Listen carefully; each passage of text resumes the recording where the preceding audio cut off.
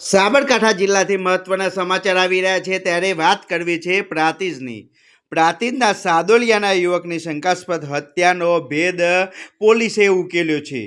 ભાભીએ દિયરને મારવાના 2 લાખ રૂપિયા સોપારી આપી હતી. કળિયુગના એધાન સામે આવ્યા હોય તેવું હાલમાં તો સ્પષ્ટ દેખાઈ રહ્યું છે. માતા સમાન ભાભીએ જ દિયરની હત્યા કરવા માટે 2 લાખ રૂપિયાની સોપારી આપી પ્રાંતિજ તાલુકામાં ચકચાર મચી છે. પ્રાંતિજના કાલીપુરથી લવારી જવાના માર્ગ પર હત્યા કરાયેલી હાલતમાં યુવકનો મૃતદેહ મળ્યો હતો. મૃતદેહ યુવક પ્રાંતિજના સાદોલિયા ગામનો વિષ્ણુસિંહ નવલસિંહ મકવાના હોવાનું જાણવા મળ્યું હતું. ભાભીએ અન્ય 3 શખ્સો સાથે મળીને દિયરની હત્યા કરાવી હતી.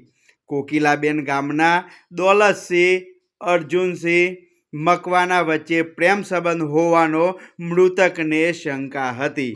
પ્રેમ સંબંધની શંકાને લઈ ભાભીએ દિયર વચ્ચે અવારનવાર ઝઘડો પણ થતો હતો.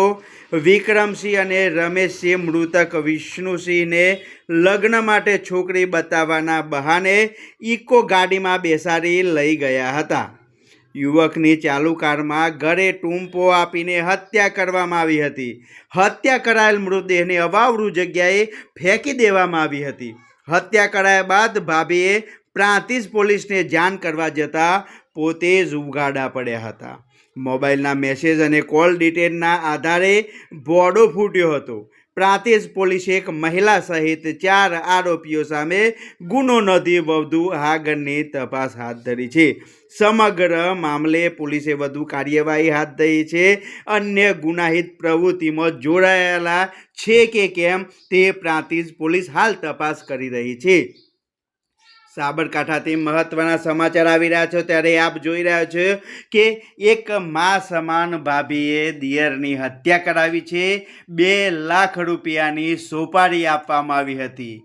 પ્રાંતિજના કાલીપુરથી લવારી જવાના માર્ગ પર હત્યા કરાયેલી હાલતમાં યુવકનો મૃતદેહ મળતા સમગ્ર પંથકમાં ચકચાર મચી હતી.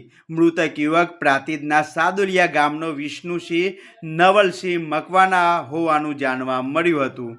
ભાભીએ અન્ય 3 સાદુલિયા ગામમાં વસતા મરણ જનાર છે એ વિષ્ણુસિંહ એ 4 તારીખ બપોરેથી ગુમ હોવા બાબતની જાણ પોલીસને થયેલી.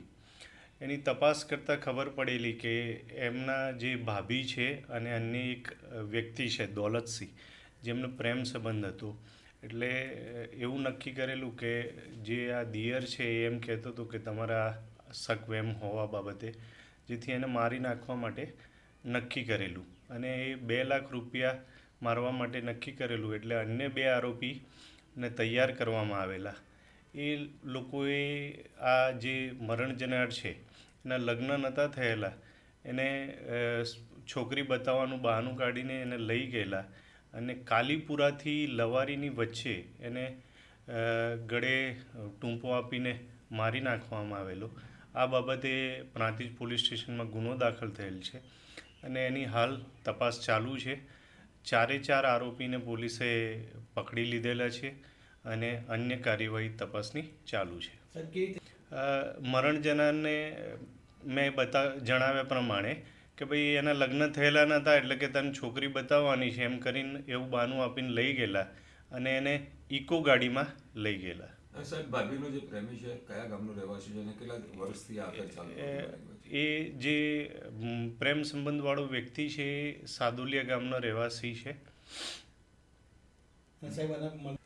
ભાભી દિયરનો સંબંધ છે આ બંને વચ્ચે.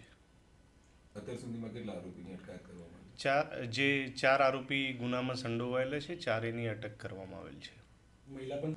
મહિલા પણ સંડોવાયેલ છે, એમને પણ અટક કરવામાં આવેલ છે. જી.